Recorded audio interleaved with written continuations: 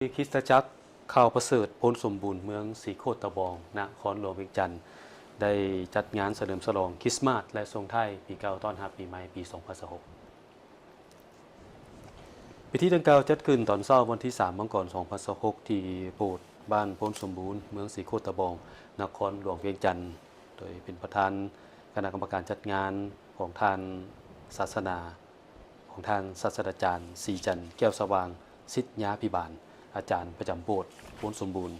เข้าร่วมมีทานสันติวรรณสุขรองประธานคณะกรรมการปกครองเมืองศรีโคตะบองมีทานบุญเทิงวันน้ำมหาไซ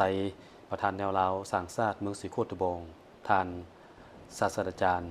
คำแดงกุณฑปัญญาประธานบริหารศูนย์รวมคริสตจักรข่าวประเสริฐ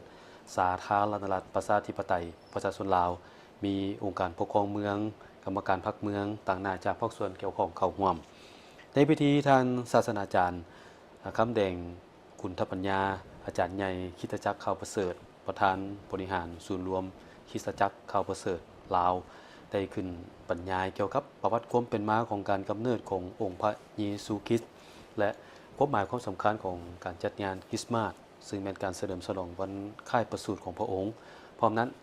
ได้บรรยายเกี่ยวกับคำสอนของพระเยซูและการเคลื่อนไหวของศูนย์รวมคริสตจักรข่าวประเสริฐท่านได้เรียกร้องให้ผู้ที่เชื่อถือทุกคนที่มาร่วมงานจงประพฤติแต่สิ่งที่ดีงามตามคำสอนของศาสนาบ่ประพฤติผิดต่อระเบียบกฎหมายบ้านเมืองมีความสามัคคีและพร้อมกันสร้างสรรค์พัฒนาประเทศชาติโอกาสนี้ท่านบุญเทิงวรรณามหาไซได้ยกให้เห็นถึงความสำคัญของวันดังกล่าวว่าภาครัฐและแนวราวสร้างชาติยามใดก็ถือสำคัญและให้ความเคารพสิทธิเสมอภาคตามรัฐธรรมนูญและกฎหมายบ้านเมืองในปี 2025 นี้คณะศูนย์คริสตจักรขันต่างๆพี่น้องชาวคริสเตียนได้มีการเสริมขยายมูลเสื่อแห่งความสามัคคีอันเป็นปึกแผ่นและอยู่เคียงบ่าเคียงไหลกับภาครัฐแนวราวสร้างชาติและอำนาจการปกครองในการเผยแพร่หลักธรรมคำสอนที่มีลักษณะวิทยาศาสตร์ก็คือลักษณะที่ก้าวหน้าซึ่งบนพื้นฐานแม้นได้พร้อมกันนำเอาจิตใจของแนวทางนโยบายของพรรคและระเบียบกฎหมายนิติกรรมต่างๆของรัฐ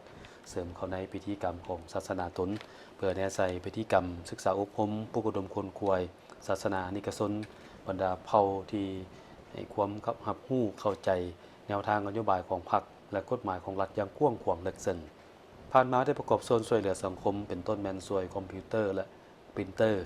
ให้ห้องการยุติธรรมเมืองห้องการแห่งงานสวัสดิการสังคมของเมืองห้องการปกสกลุ่มและสุขยู่ของผู้ซุ่มใหญ่แนวราวสร้างชาติของเมืองของผู้ซุ่มใหญ่ของกรรมบาลเมือง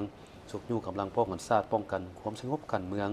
ขันกลุ่มและขันบ้านช่วยเหลือบรรเทาทุกข์ให้แก่ประชาชนบรรดาเผ่าที่ถูกผลกระทบจากภัยธรรมชาติต่างๆใน1 ปีผ่านมาซึ่งคริสตจักรข่าวประเสริฐพ้นสมบูรณ์ได้ช่วยเหลือสังคมด้านต่างๆรวมเป็นเงินเกือบ130 ล้านกีบพิธีเฉลิมฉลองคริสต์มาสและปีใหม่ครั้งนี้ได้ดำเนินไปด้วยบรรยากาศที่อบอุ่นเต็มไปด้วยความสามัคคีและความเบิกบานมวลซื่นเป็นการยืนยันถึงการอยู่ร่วมกันอย่างสันติสุขและการประกอบส่วนอันตั้งหน้าของศาสนิกชนต่อการพัฒนาประเทศชาติ